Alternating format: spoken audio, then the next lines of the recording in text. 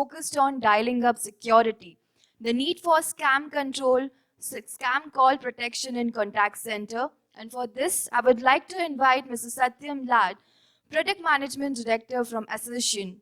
Satyam has around 2 decades of experience in enterprise telecommunication and security with 5 patents to his name in the same space. He leads engineering and product management at Assertion, which is focused on securing every call the enterprise and its customer make and receive.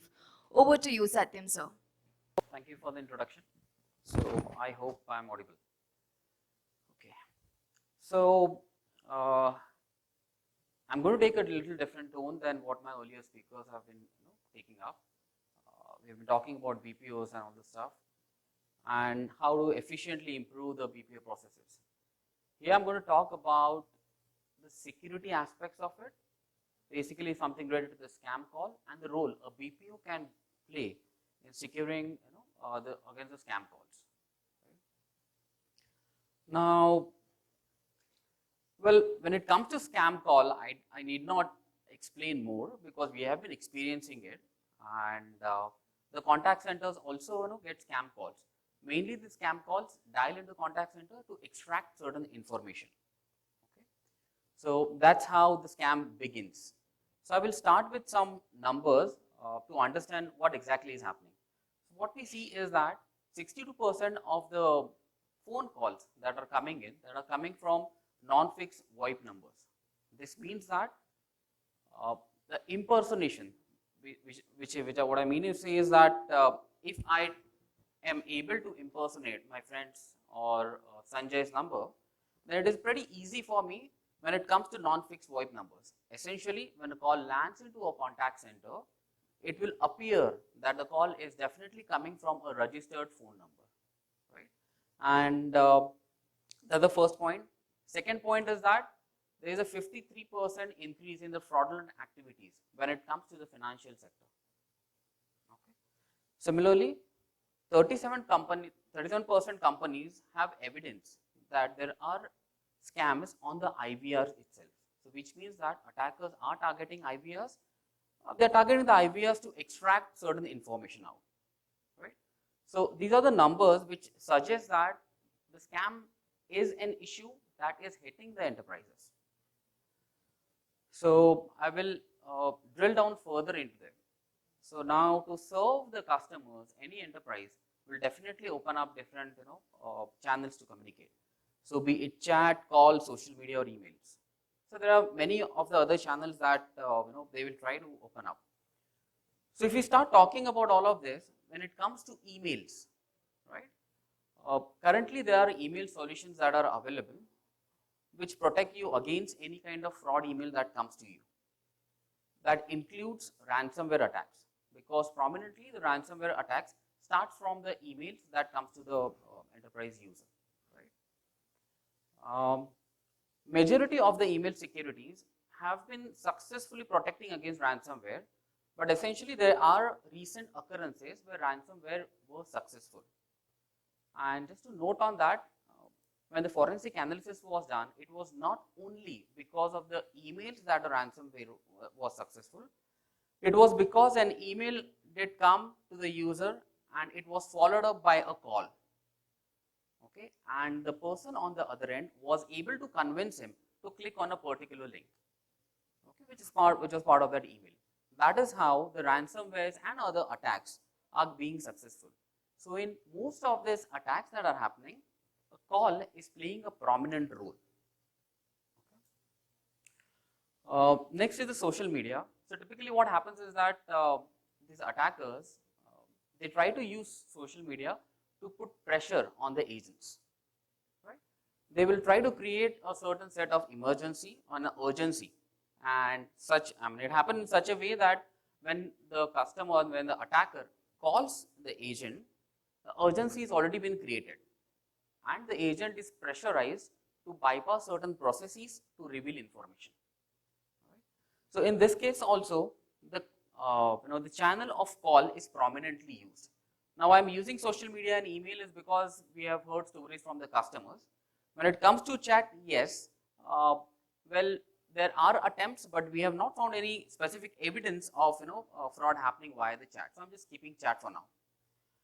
So what this means is that even though there are multiple channels which are available, when it comes to communicating or contacting the enterprises, calls is still one of the prominent channel where the trust is built and the fraud happens.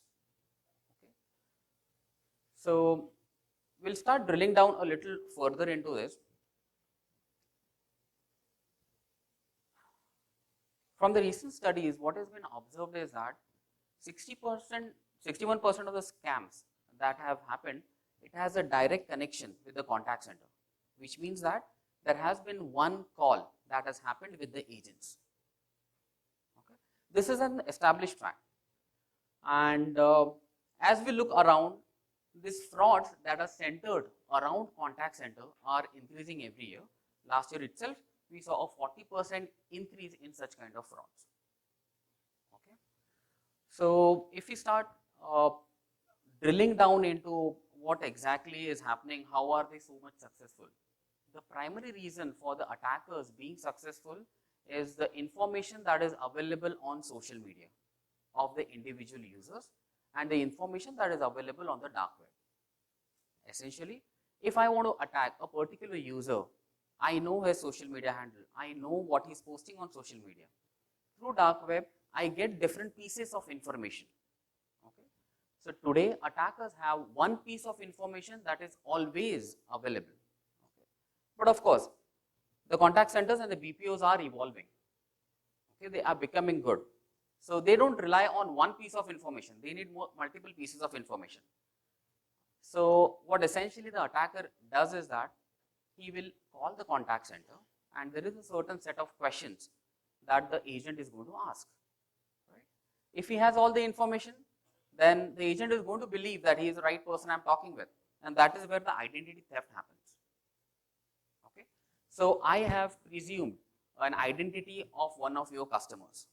Okay, and you are either revealing me more information so that I can do the next attack.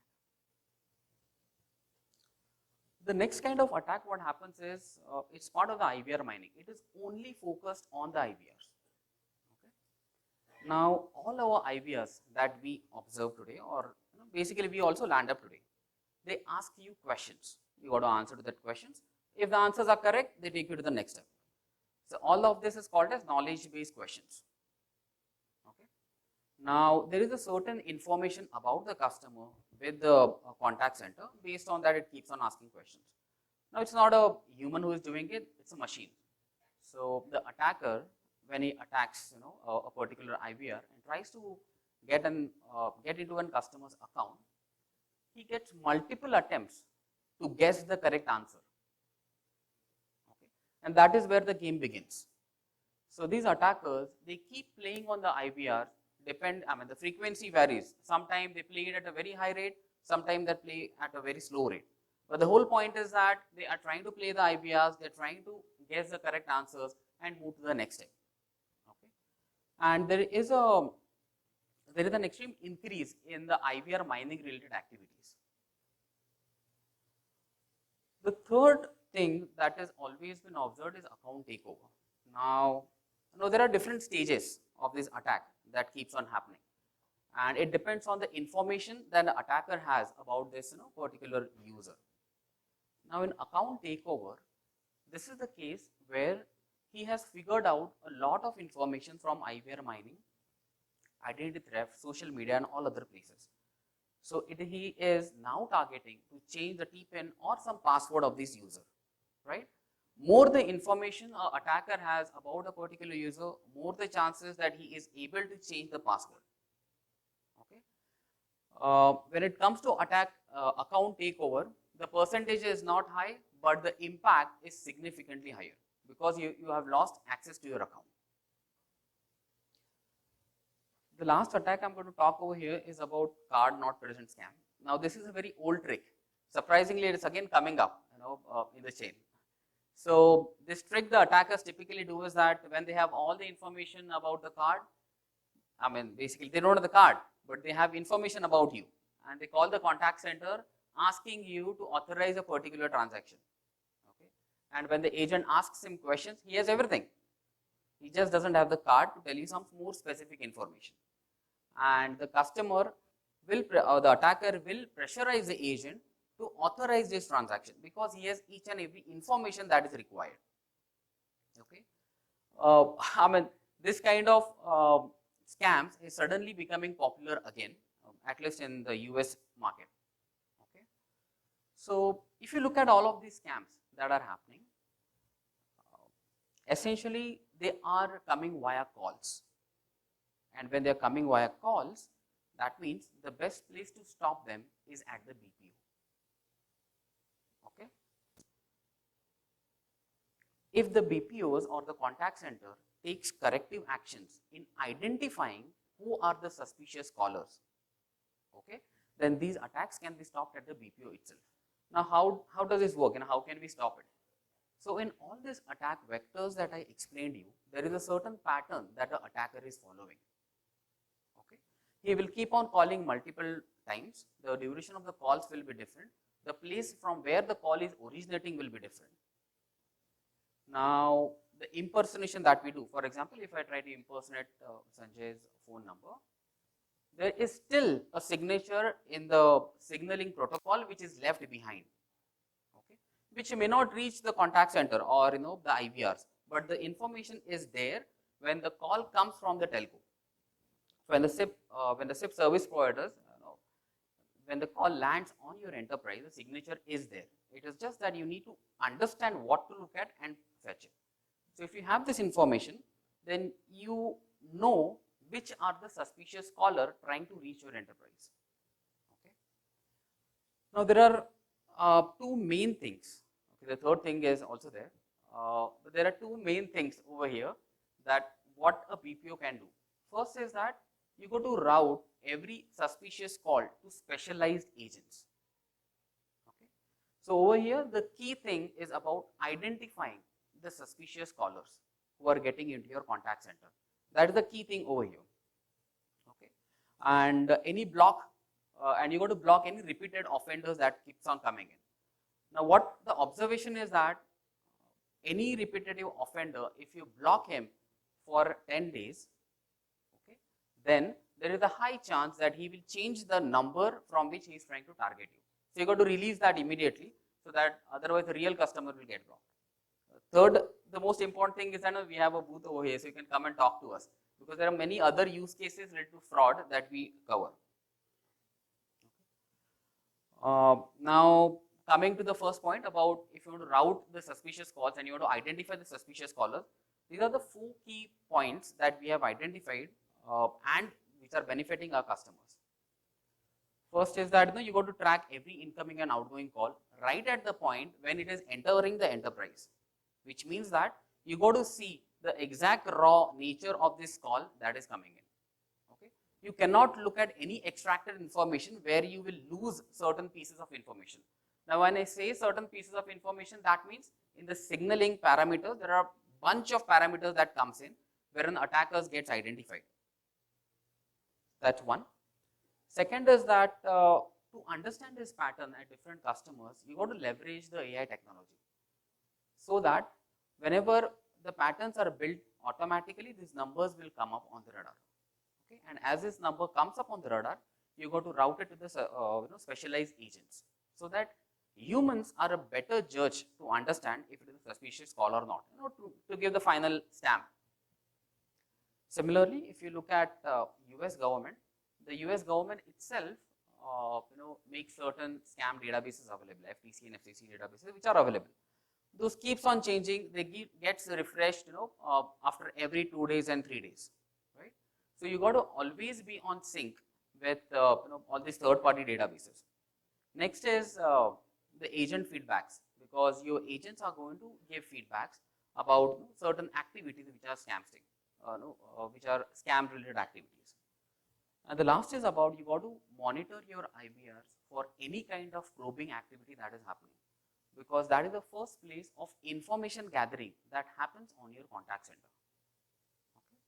So if these points are covered, then you know that there are certain kind of calls are suspicious fraud calls, and you got to treat them in a special way. So all of this that I talked about comes into the security enhancement part of the BPO, which were covered by our earlier speakers, right? And this is what we are targeting. So if you have any questions, then I can take them. And we also have a booth. You can come and we can talk about other different kind of frauds that keeps on happening.